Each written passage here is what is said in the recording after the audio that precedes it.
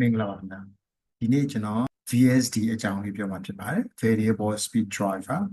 ချို့ application တွေမှာဆိုလို့ရှိရင် BFD လို့ခေါ်ပါတယ် Variable Frequency Driver VSD ပဲဖြစ်ဖြစ် VFD ပဲဖြစ်ဖြစ်အလုပ်ကိုမြင်ကတော့အတူတူပါပဲเนาะ Okay ဒီ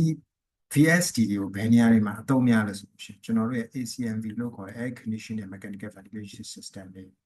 ဟိုက MNE လို့ခေါ်တဲ့အဆောက်အဦတွေမှာ hotel တွေမှာပဲဖြစ်ဖြစ် residential တွေမှာပဲဖြစ်ဖြစ် commercial building တွေမှာပဲဖြစ်ဖြစ်အသုံးများတဲ့ MNE system เนาะ palm တွေเนาะ air conditioning system တွေ AHU တွေ FCU တွေ modern မှန်သမျှပေါ့เนาะ single phase 3 phase modern မှန်သမျှ VSD သုံးတာများပါတယ်เนาะ VSD သုံးကြတယ် VSD သုံးရခြင်းရဲ့ရွယ်ချက်ကတော့ VSD ဆိုတာ motor control system တစ်ခုဖြစ်တယ်ကျွန်တော်တို့ဒီ motor တွေကို constant speed နဲ့မလဲပဲနဲ့လိုသလိုပြောင်းလဲပြီးတော့ speed ကိုပြောင်းလဲပြီးလဲပေးနိုင်တဲ့ drive မျိုးစားဖြစ်တယ်နောက်တစ်ခုကပါလဲ regulate speed and torque of the electric motor ရဲ့လဲပန်းမှု torque တွေနော် speed တွေကိုချိန်ပြီး regulate တာထိန်းသိမ်းပေးတာနော်ထိန်းသိမ်းပြီးမောင်းနေပေးတာဘာကိုထိန်းသိမ်းလဲဆိုလို့ရှိရင်တော့သူက control by frequency လို့ခေါ်တဲ့ hertz နဲ့ motor ရဲ့ hertz နဲ့လိုအပ်တဲ့ voltage တွေကိုနည်းနည်း control လုပ်နေတာပါ control လုပ်ပေးခြင်းအပြင် motor ရဲ့ speed ကိုအလိုသလိုအနည်းအမြန် ability ကို requirement ရအနည်းအမြန်ပြောင်းလဲပေးနေတာဖြစ်တယ်အဲ့လိုအနည်းအမြန်ပြောင်းလဲပေးနေတာဖြစ်တဲ့အတွက်ကြောင့်မလိုအပ်ရင်မလိုအပ်သလို motor speed ကို short ချမယ်လိုအပ်ရင်လိုအပ်သလို motor speed ကိုပြန်တင်တဲ့အတွက်ကြောင့်ကျွန်တော်တို့က power consumption လို့ခေါ်တဲ့ electricity သုံးနှုန်းကိုလည်းရောကြစေ energy efficiency ဖြစ်တဲ့ electricity consumption တွေမများဘူးနောက်တစ်ခုက improve process control ကျွန်တော်တို့က manually သွားပြီးတော့အတိုးလျှော့ရေးလုပ်နေမယ်ဆာ automatically လုပ်တဲ့အတွက်ကြောင့်ကျွန်တော်တို့ဒီ process တွေ control လုပ်တဲ့အခါမှာအချိန်ကြီးရအတိုးတက်တယ်နောက်တစ်ခုကပါလဲ maximize mechanical stress on equipment တွေမှာတက်ရောက်တဲ့ mechanical stress တွေတုံခါမှုတွေ torque တွေအကုန်လုံးကရောကြစေပြီးတော့ဒီ mechanical system လို့ခေါ်တဲ့ equipment ရဲ့ lifespan ကလည်းပို့ပြီးတော့တုံကြခံတယ်ပျက်စီးမှုနည်းတယ် preventive maintenance corrective maintenance တွေလည်း fees တွေလည်းရောကြစေဒါကြောင့်မို့ကျွန်တော်တို့ကနေရာတကာမှာဒီ VSD VFD ကိုတုံးတာတွေ့ရမှာတိုးတက်တဲ့နိုင်ငံတွေမှာဆိုလို့ဒါ 100% လောက်တုံးပါတယ်နော် okay ကြည့်အောင်ပါ VSD ကိုကြည့်မယ်ဆိုလို့ရှိရင်အကြမ်းပြင်းဒီလိုပုံစံမျိုးတွေတွေ့နိုင်ပါတယ်ပထမတစ်ခုကဒီလို control panel control electric control panel ထဲမှာ VSD ကိုထည့်ထားပြီးတော့မှဒီကျန်တဲ့ breaker တွေနဲ့တွဲတုံးတာပဲတွေ့နိုင်ပါတယ်အဲ့လို VSD ကိုထည့်မယ်ဆိုရင်ဒီ control box ကိုပိတ်လိုက်မယ်ဆိုလို့ရှိရင်လေလုံသွားရတဲ့အတွက်ကြောင့်မလို့ထဲထဲမှာ fan motor မျိုးလေးတွေလေကို air circulation ဖြစ်အောင် motor လေးတက်ပြီးထားပါမယ်ဒါမှဒီVSD က overheat မှဖြစ်မှာဖြစ်ပါတယ်တချို့ကြတော့လည်းဒီလိုမျိုးသူ့ box နဲ့သူ unit နဲ့တွဲပြီးတော့သုံးတာလေးလည်းရှိတယ်။နောက်ကြတိတ်ပြီး unit တွေကြီးတယ်ဆိုလို့ရှိရင်လည်းတချို့ VSD ချက်ဒီလိုအပြင်မှာတက်ထားပြီး control panel နဲ့တက် VSD တက်ထားတာရှိတယ်။ဒီ VSD ကိုကြည့်လိုက်မယ်ဆိုလို့ရှိရင်အကြမ်းမြင့်ဒီမှာ electrical ဝင်တဲ့နှစ် group တွေ့နိုင်ပါတယ်။ပထမတစ် group ဒီ power supply ကနေပြီးတော့ VSD ကိုဝင်တာပါဒုတိယတစ် group ဒီအဲ VSD ကနေပြီးတော့ motor ကိုသွားတဲ့ line ဒါဆိုလို့ရှိရင်တော့ 3 phase motor ဖြစ်ပါပါနော်VSD brand တွေကတော့ကျွန်တော်တို့မျိုးမျိုးရှိပါတယ်။ရန်ကိုအသုံးများတဲ့ VSD brand ကျွန်တော်မြင်ပြီး VSD ကတော့ ABB ရှိမယ် Danfoss ရှိမယ် Hitachi ရှိမယ်နော်နောက်တစ်ခုကပါရှိမယ် Siemens ရှိမယ်ဒါတွေကကျွန်တော်အပြင်မှာအရန်အသုံးများတဲ့ brand တွေပါ Mitsubishi ရှိမယ်နော်အရန်အသုံးများတဲ့ brand တွေဖြစ်ပါတယ်။ကျန်တဲ့ brand တွေလည်းအများကြီးသုံးပါတယ်နော် Okay VSD ကြောင်းကြည့်အောင်ပါ What is VSD တော့ပါ VSD is a motor control system that regulates the speed and torque of the electric motor by adjusting frequency. VSD are widely used in enhance energy efficient, improve process control, and minimize mechanical stress on equipment. ဟာတူရဲ့အားသာချက်တွေဘာလို့သူသုံးရလဲဆိုအကြောင်းလေးပြောပြပေးတာဖြစ်ပါတယ်။အဲ့တော့ VSD ဘယ်လိုလုပ်လဲကြည့်အောင်ပါ။ကျန်ပြီးလေးပြတာဒါ VSD ပါ။ VSD ကိုကျွန်တော်တို့ကpower supply breaker နေလာ3 phase ပေါ့ဗျာဒါဆိုလို့ရှိရင်ဒီဘက်တော့၄ချောင်းရှိမယ် line 1 line 2 line 3ဒါကနော်ဒါခုနကအဲ VSD ကိုဝင်သွားတယ် VSD ကိုပြန်ထွက်လာ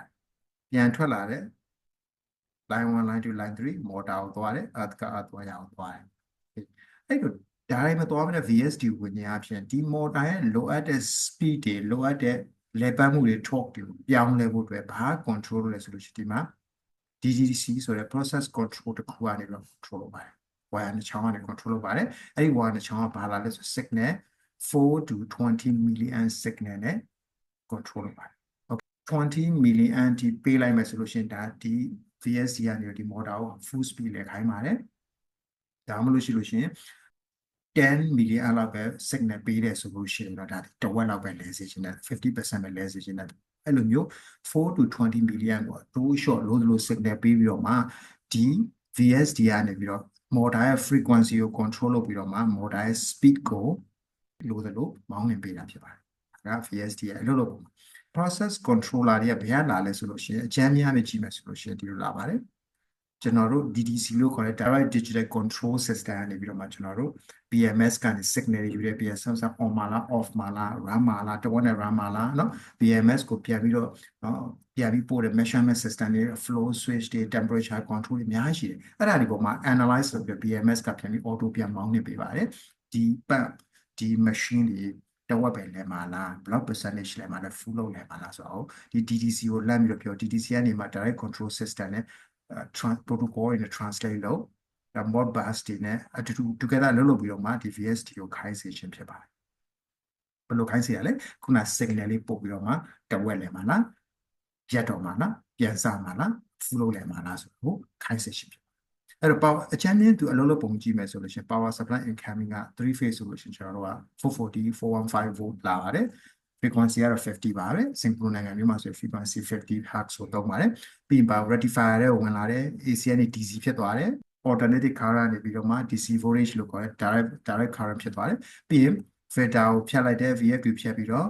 inverter ကနေတခါပြန်ပြီးတော့ DC to AC ပြန်ပြောင်းပြီးတော့ low at the frequency နဲ့ voltage ကို control လုပ်ပြီးတော့ motor ကိုပေးစွမ်းတာဖြစ်ပါတယ်အဲ့ဒီနည်းနဲ့အတိုးအလျှော့အလုပ်လုပ်ပါတယ်ဒါဆိုလို့ရှိရင် main power supply ကနေပြီးတော့ VS2 ကြော်ပြီးတော့ဘယ်လို control လုပ်လဲဆိုတော့အကြမ်းဖျင်းသဘောပေါက်သွားမယ်နောက်တစ်ခုကအဲ့ဒီအလုပ်လုပ်ဖို့အတွက် signal တွေဘယ်ကလာလဲ BMS ကနေလာတဲ့ DTC ကနေ protocol ကနေပါလာပြန်ပြီးတော့ modbus ဒီနဲ့အလုပ်လုပ်တယ်ပြီးတော့မှလိုသလိုကျွန်တော် VSD တွေကိုခိုင်းနိုင်ပြီးတော့ machine တွေကိုလိုသလိုလေးပတ်တာဖြစ်ပါတယ်နောက်တစ်ခုကြည့်အောင်ဒါက power supply ပါOkay, ဒါက power supply system မှာဆိုတော့ AC voltage 3 phase သို့မဟုတ် single phase power supply to VSC to motor ပါတာဖြစ်တယ်နောက်တစ်ခုကဒီမှာ DC voltage လို့ခေါ်တဲ့ direct voltage control system ရှိပါတယ် wire နှစ်ချောင်းနဲ့မဟုတ်ပါဘူးအဲ့တော့ကျွန်တော်ကြည့်အောင်ဒါကတော့ကျွန်တော် frequency ကိုထိန်းတဲ့ wire ကတော့နှစ်ချောင်းနဲ့ပါဒါပေမဲ့ကျွန်တော်ဒီမှာကြည့်အောင် DGC ကနေလာတယ် control system ကိုကြည့်အောင်ပါဒီပထမ wire နှစ်ချောင်းအဲ့ဒီ wire နှစ်ချောင်းကAI နဲ့ com ဆိုပြီးရေးထားတယ်အဲ့ဒီဝါးနှစ်ချောင်းမှာက BMS ကနေလာတဲ့ signal ပါအဲ့ဒီ signal ဒီ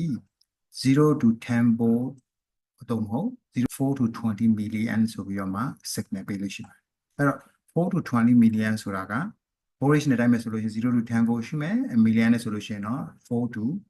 20 milliampအဲ့တော့အဲ့ဒီ signal ကတကယ်လို့ milliamp voltage အပြည့်လာတယ်ဆိုလို့ရှိရင်ဒီ VSD ကို speed အပြည့်နဲ့လဲစေချင်တာဖြစ်ပါတယ်တဝက်နဲ့လာတယ်ဆိုလို့ရှိရင်တော့တဝက်နဲ့လဲစေချင်တာဖြစ်ပါတယ်အဲ့လိုပုံစံမျိုးနဲ့ဘယ်လောက်လဲစေချင်လဲဆိုတာကိုကျွန်တော်တို့ဒီ ampere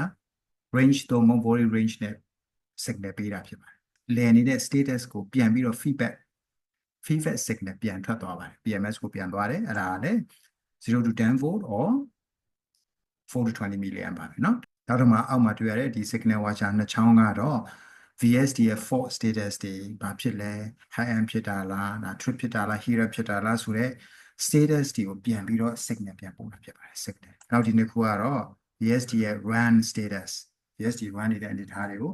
ဘယ်လို run လာလဲဘယ်လောက်နဲ့ run နေရလဲ ampere ဘယ်လောက်လဲဆိုတာကိုအဲ့ဒီ status ကိုပြန်ပြီးတော့ signal ပို့တဲ့ဝါးနှစ်ချောင်းဖြစ်ပါတယ်အောက်ဆုံးဝါးနှစ်ချောင်းကတော့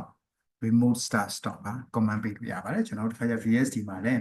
control panel မှာလည်းတော့ပြီး manually start stop လုပ်လို့ရတဲ့ button တွေရှိပါတယ်အဲ့ဒီ button တွေကနှိပ်မယ်ဆိုလို့ရှိရင်လည်းဒီဝါ signal တစ်ချောင်းပေးပြီးတော့မှရမယ်လဲမယ်ဆိုတာကိုလည်း on site ကနေလည်း manually control လုပ်ရတယ်လို့ကျွန်တော်တို့ BMS ကနေလည်း control လုပ်ရပါတယ်အဲ့တော့ကျွန်တော်တို့ on site မှာကြည့်ရအောင်ပါ